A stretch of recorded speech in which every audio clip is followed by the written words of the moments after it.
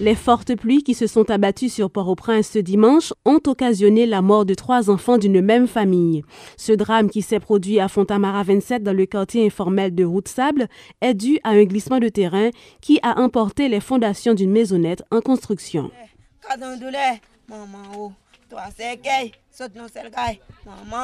C'est hier soir pendant la pluie a tombé, moi t'ai dormi bonnet. Je prends tout ces moun yo mal fait cabane avec eux, mal dormi avec eux. Et puis pendant m'a dormi, me senti un bagage tomber dans tête moi ko. Quand y a la même l'aime lever tête moi de mari m'a dit Dafline et l'aime garder moi toute partie en bas m'en bas de comme. Quand y a la même deuxième petit garçon non, il couché en bas avant moi. Dans des visites la fait quand y a la me tomber relais me dit mes amis, me perdi courage moi. Tous les 3 petits moun yo mouri dans caille là. Sous tête caille là, sorti son monsieur font sol caille sous tête caille là. Oui, il tombe, il crase chambre derrière net. Oui, tous les 3, parce que nous tous les 5 dans la chambre derrière, nous dormons. Ça fait monsieur lui-même ni pas mourir, et parce qu'elle t'a pas massé de l'eau pour rentrer. Nous avons Joseph Frenda, nous avons Louis-Jean Servenson, Louis-Jean Sébastien. Joseph Frenda a 10 ans, Louis-Jean Servenson a 5 ans, Louis-Jean Sébastien a 3 ans. Tous les 3 mourent seul coup. Lors de sa visite en France, le chef de l'État a rendu hommage au fort de Joux à Toussaint Louverture, précurseur de l'indépendance d'Haïti, soulignant que M. Martelly est le premier chef d'État haïtien en exercice à se rendre en visite officielle au fort de Joux pour rendre hommage à Toussaint Louverture. Présent lors de la visite, la ministre des Outre-mer, Georges Paul-Angevin, a évoqué de son côté une figure qui unit la France et Haïti. Toussaint Louverture, a-t-elle souligné, s'est battu pour la liberté et pour les valeurs universelles de la Déclaration des droits de l'homme. Lors de son passage en France, le président Martelly s'est rendu sur le plateau de TV5 Monde où il a été interrogé par 3 journalistes. Michel Martelly a abordé la question des élections, la présence de la MINUSTAH et le dossier de Jean-Claude Duvalier, entre autres. Suivez un extrait de cette interview du chef de l'État alors qu'il participait à l'émission internationale présentée par les journalistes de RFI, de TV5 Monde et du journal Le Monde. Je suis à mon 5e conseil électoral. Un conseil électoral, il fait quoi? Il fait les élections.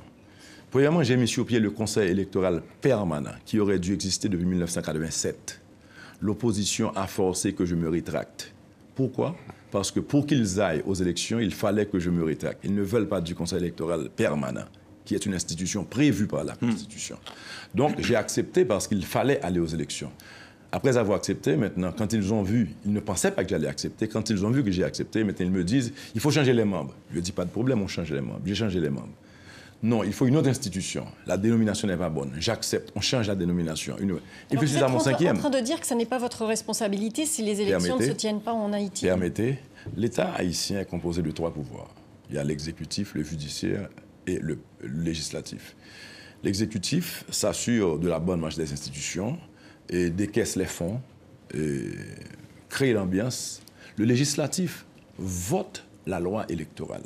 Ça veut dire que cet outil dont on a besoin pour aller aux élections, cette loi électorale, si elle n'est pas votée par le Parlement, il manque quelque chose. D'accord. Donc, vous ne savez pas quand auront lieu les élections, Monsieur le Président. Vous nous dites que vous n'êtes pas en mesure de nous dire quand auront lieu ces élections. Je peux vous dire que si les élections n'ont pas lieu d'ici le 12, le 12 janvier 2015, ouais. Ce qui va nous amener à un dysfonctionnement de la Chambre, du Parlement. L'article 136 de la Constitution prévoit que le président est garant de la bonne marche des institutions. Ouais. Ce n'est pas un article qu'on utilise quand tout marche. Aujourd'hui, les institutions sont en place. C'est aux institutions de faire leur boulot. Si l'argent est débloqué, l'institution, le CEP est mis en place, l'exécutif n'a plus rien à voir que de convoquer le peuple en sa comice quand le CEP a ce outil électoral qui est la loi électorale et qui n'existe pas d'ailleurs. La preuve que je veux aller aux élections, c'est qu'une fois qu'on arrivera à un dysfonctionnement, ma première décision sera de convoquer les élections. Je n'y peux rien en ce moment parce qu'un pouvoir ne revenait pas, c'est de forcer le Parlement à voter. Deux sénateurs issus de l'OPL ont réagi différemment aux déclarations faites par le chef de l'État haïtien lors de son passage à l'émission internationale diffusée par TV5 Monde, RFI et le journal Le Monde.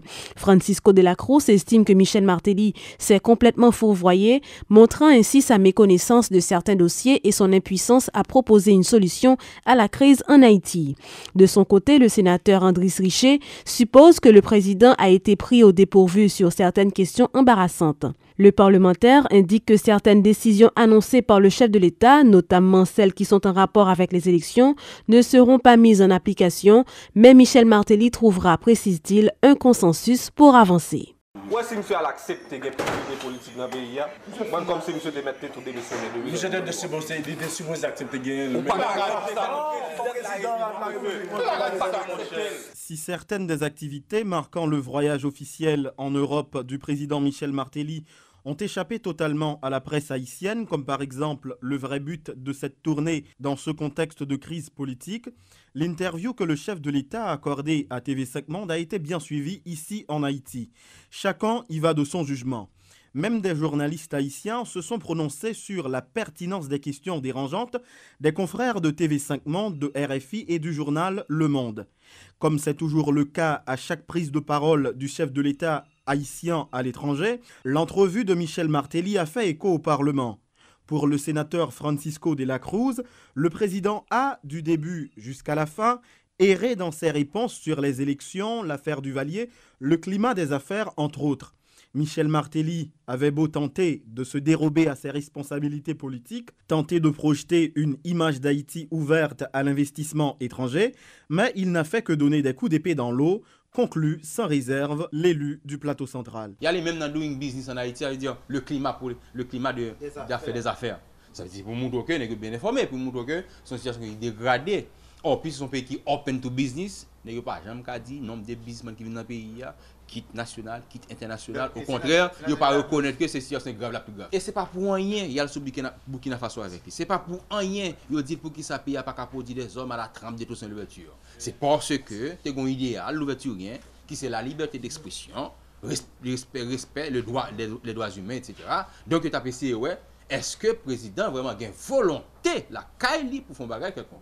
La tonalité est différente du côté d'Andris Richer. En fait, l'élu de la Grand'Anse veut croire que lors de cette émission internationale, le chef de l'État a été pris de court. Voilà ce qui explique sa gêne perceptible en réponse à une question des journalistes français telle que « Quand les élections auront-elles lieu en Haïti, Monsieur le Président ?»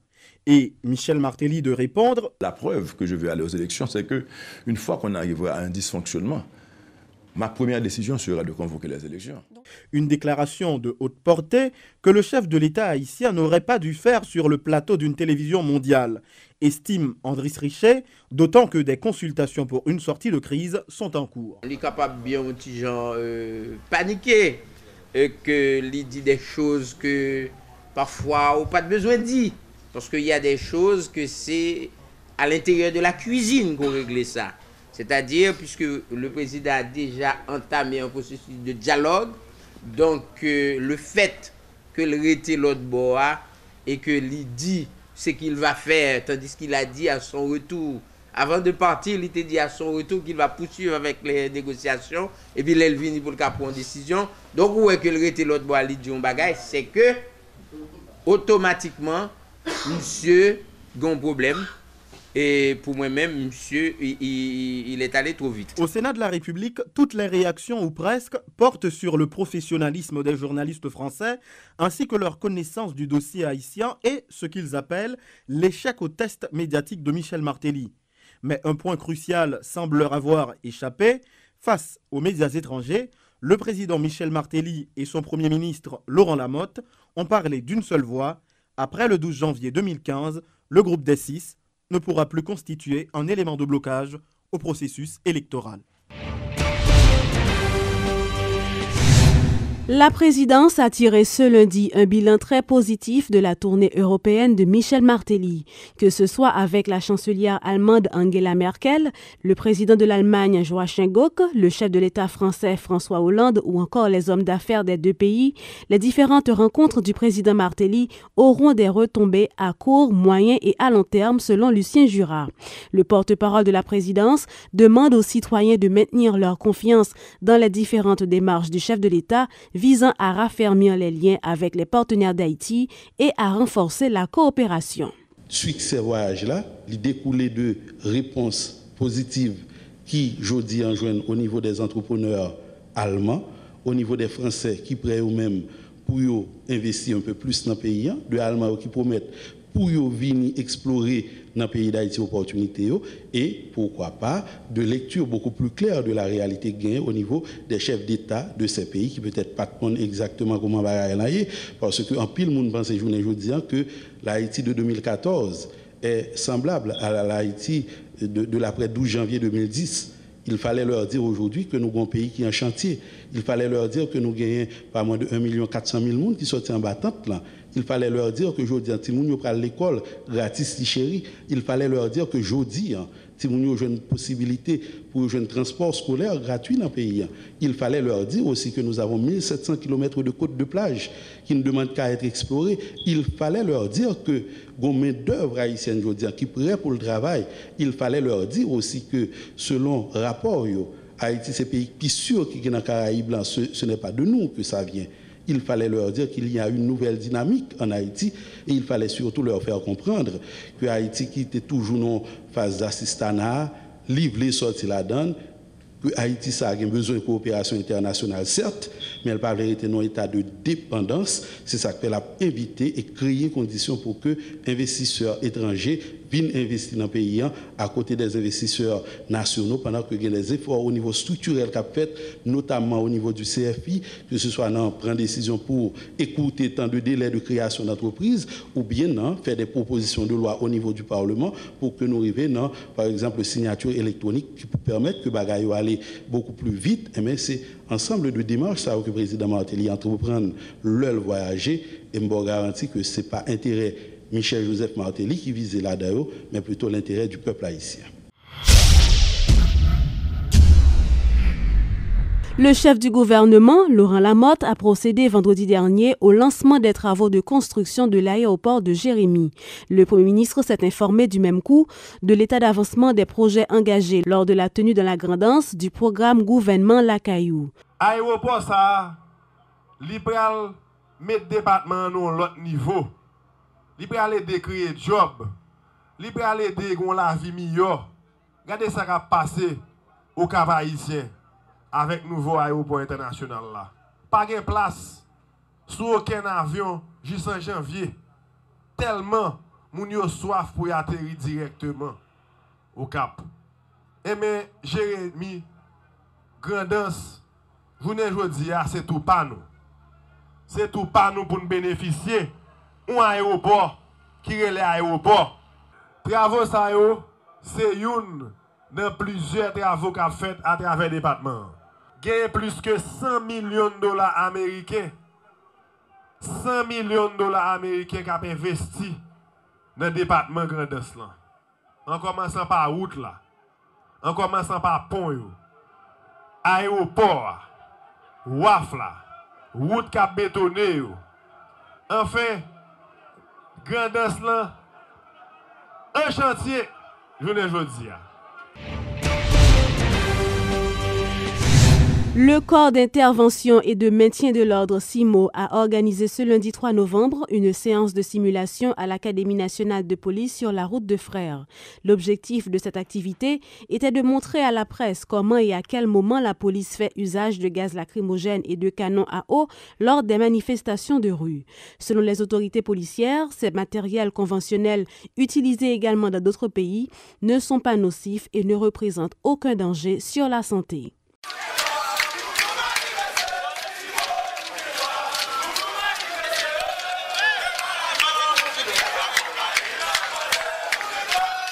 Des agents du CIMO dans la peau des manifestants. Nous sommes à l'Académie nationale de police sur la route de Frères pour une séance de simulation d'un mouvement de rue ce lundi. En tenue décontractée, branche d'arbre en main, plusieurs dizaines de policiers lancent des slogans hostiles à l'endroit des forces de l'ordre. Entre-temps, les leaders du mouvement dressent des barricades de pneus enflammés sur la chaussée. En face, l'on assiste à un déploiement de policiers munis de leurs boucliers et de leurs bâtons qui attendent le signal pour intervenir. Le camion à eau en place et le décor est planté sous les yeux vigilants des journalistes qui ne souhaitent rien manquer dans cette séance de simulation.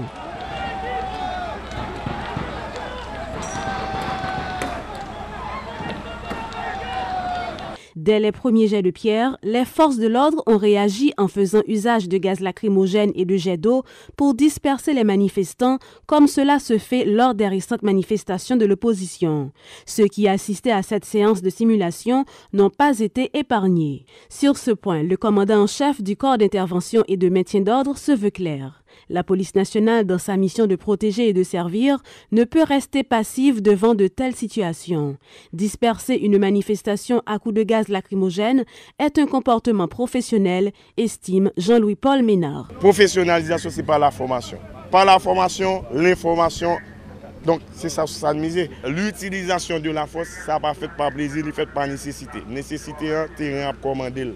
Donc, si on fait l'utilisation de la force sans nécessité, il vient brutalité, violence policière. Et matériellement, c'est des matériels qui conventionnels, qui est vérifiable. 18 ans, on a fait entraînement avec elle. Qu'il s'agisse du gaz lacrymogène ou d'eau, ce sont des matériels conventionnels utilisés dans tous les pays. Certes, ce sont des irritants, mais ils ne sont pas nocifs et ne représentent aucun danger pour la santé, rassure Franz Lerbourg, porte-parole de la PNH. La nocivité qu'a parlé, c'est des gaz et de l'eau, c'est des irritants qui sur le coup mettent mon dans un inconfort pour ne pas élever le niveau de violence. L'effet rien doit durer 2-3 heures de temps, mais c'est de simples irritants. Les glandes lacrymales affectées, ou quand doit couler, ou un picotement dans un ou doit un picotement sous corps. Mais si on va être passager, on y vide de l'eau et puis il finit. Entre manœuvres et explications, cette séance de simulation a été plutôt édifiante. Mais reste à savoir si elle aura convaincu les détracteurs de la PNH.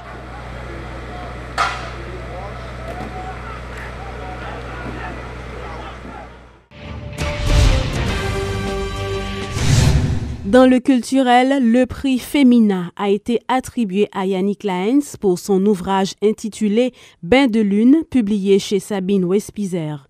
Dans ce texte, la romancière haïtienne raconte l'histoire d'un pêcheur qui découvre échouée sur la grève une jeune fille qui semble avoir été agressée. Je vis en Haïti, loin de la fureur parisienne, alors je me disais que jamais ce livre ne franchirait cet obstacle. Et puis oui, c'est une belle surprise. Qu'est-ce que ça change ? Un peu plus de reconnaissance, mais je continuerai à creuser le chemin et à chercher ma voie, oui. En ce sens, c'est une belle étape dans un voyage. Notons que selon Wikipédia, le prix Femina est un prix littéraire français créé en 1904 qui est attribué chaque année par un jury exclusivement féminin le premier mercredi de novembre à l'hôtel de Crillon de Paris. Il récompense une œuvre de langue française écrite en prose ou en poésie. Mon père disait que toutes les voix des ancêtres et des morts, même de ceux venus dans les cales des navires il y a longtemps, soufflent encore dans la végétation marine, remontent parfois jusqu'à la surface des eaux, comme des rumeurs mêlées à la nuit. Dans les cales, on ne distinguait pas le jour de la nuit. Aucun de nôtres ne savait si le navire se dirigeait vers l'horizon ou s'apprêtait à s'enfoncer dans les profondeurs de l'eau. Nous ne pincions plus le nez à cause des vomissures et n'évitions même plus des défécations. Un cri, une chanson, des larmes venaient trouer le murmure ininterrompu de centaines d'hommes, épaule contre épaule.